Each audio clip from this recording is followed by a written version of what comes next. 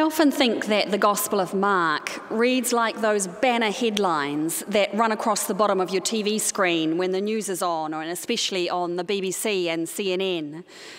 I tend to read them when I'm at the gym on the treadmill, and it only takes a minute or so for them to start repeating again.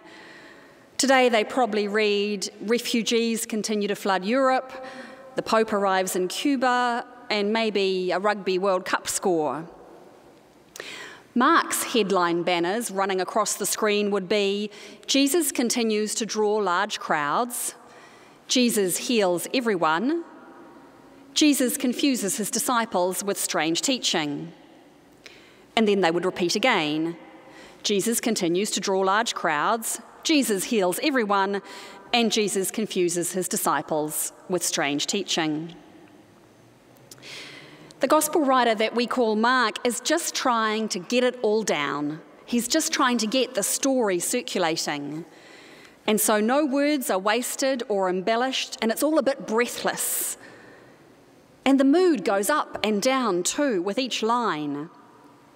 In chapter 9 that we're reading at the moment, we've had the transfiguration where Peter and James and John have gone up the mountain and had a vision of Jesus and Moses and Elijah. And then as soon as they come down, there's a very dramatic healing of a young boy possessed by a demon. It's all very exciting and upbeat. And then suddenly, with today's passage, they're on the road and Jesus is talking about his death. And the disciples are arguing again, who will be the greatest?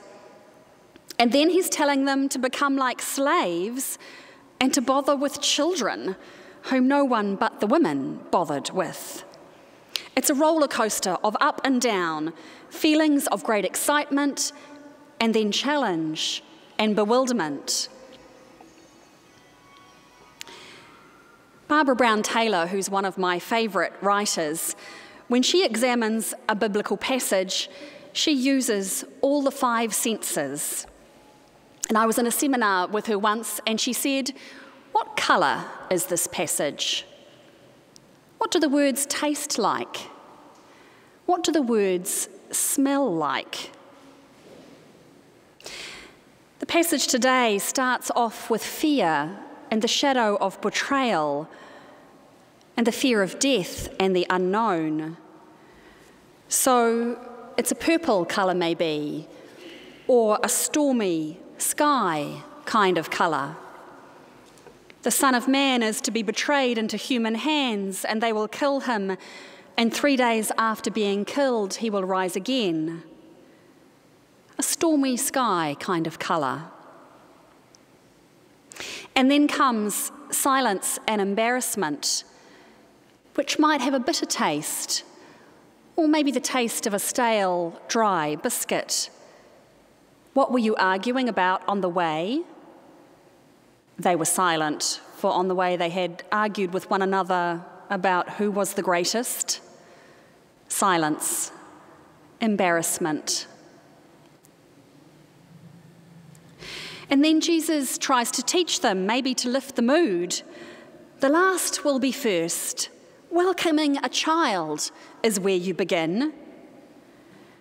And this part about Jesus welcoming the children might conjure up in our minds picture of perfect Sunday school books and saccharine sermons about welcoming sweet children. But as I was saying, with our children in Jesus' day, children were worthless until they could work, and certainly did not merit the notice of a teacher like Jesus. So the welcome of the child belongs with the last being first. Children were most certainly last. So it's not a sweet-tasting image, but a challenging one. Hot spices, maybe. Wake up. Red alert. Change your ways. Mark's community had lots of questions, which is why Mark starts writing his gospel full of quick headlines. He's trying to get down some answers to those questions. Why did Jesus die? Why are our leaders continually arguing who is the greatest? And And what about the slaves and those of lower status? Do we really have to include them in our midst? Each line of Mark's writing is an answer to a question. And then the letter of James, which we also heard this morning, written a generation at least later, elaborates. Watch out for envy and ambition. Seek wisdom and peace, not murder and conflict. You wonder what on earth was going on in James' community, or in the community James was writing to, that he had to write, "Don't murder each other." Things seem to have got worse, not better, in the Christian community. Mark's headlines don't seem to have stuck. And so James, like the other letter writers, is trying to guide the church through. So are these snippets of teaching and glimpses into the life of Jesus any use to us today? As we tackle the challenges of our age, can they be any help? This month of September, we've been reflecting on the care of creation and the challenges of climate change. But we can ask the same question of any issue we face. Does the Jesus story help? Well, with creation and climate change, the purple, dark clouds of despair certainly gather rather gloomily over our heads. The earth is warming, the seas are rising, and for decades now we've been arguing who is right, who has the best science, which political deal might be a way forward. It all feels very stale and dry in our mouths. We've heard it all before. And now as the headline flashes past our TV screen, we barely see it. There has been the case in the news this week of Ione Te Tiota and his family from Kiribati, who've been trying to stay in New Zealand and who have been arguing that they should be allowed to stay because of rising sea levels, because of climate change. Kiribati is not going to be there much longer. If we continue the way we are, there's going to be no Kiribati for this family to call home. Our sister churches in Polynesia have been calling for us to pay attention to this problem for some years already.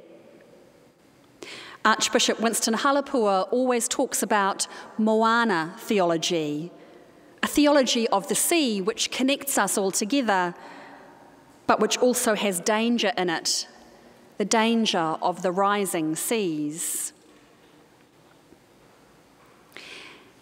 And so what is Jesus' message? What is Jesus' answer? It's red hot as usual. It's spicy. Look out for the child. Look out for the least. Of course we say, we would always do that. We would always look out for the child. We would always look out for the least in our midst. And yet here we are about to deport a family to Kiribati. And we're continuing to dither on climate change goals, which mean that eventually we're going to have to welcome them all back anyway. We're not looking out for the child and the least at all. And yet as individuals, we feel pretty powerless, don't we? We're those confused, silenced disciples, not understanding and not really knowing which way to turn. And so I think we start, as Jesus did, with the people in front of him, the child in the crowd. He said, welcome this child, this one right here, and you welcome me, and by welcoming me, you welcome God. Finally, a brighter colour and the taste of fresh fruit and hope. Start here with what is in front of you. As a church community, we've got a new social justice committee that's about to get going, and they are going to guide us in actions that we can take together. And they're also going to be a conduit for information about all the actions that you are already undertaking in your own contexts and in your own lives out in our community. Because, of course, there's a lot that we're already doing. Sometimes we don't just hear about it. And so that committee is going to pull some of that together and help us figure out what we can pay attention to as a group. And then we're also about to get going on another group which is going to look at our exterior gardens, our precious green space outside the church. We're going to start with what is right here, our gardens and our paths, and the green space which could be a haven for us and our neighbours in the city, rather than the dark, gloomy place it is at the moment. Fixing up our gardens is not going to change the world. It's not going to solve climate change, bring about world peace. But the conversations we have with each other and our neighbours about what we want and what they need, those conversations will probably change us. And if you want to be part of those conversations, then do talk to me. The conversations that we're going to have with the city about our church and its place in the city and our green space will change us, and they might change the city just a little bit. And as we have those conversations with each other, and as we start with what is right in front of us, you never know, we might also make a headline or two.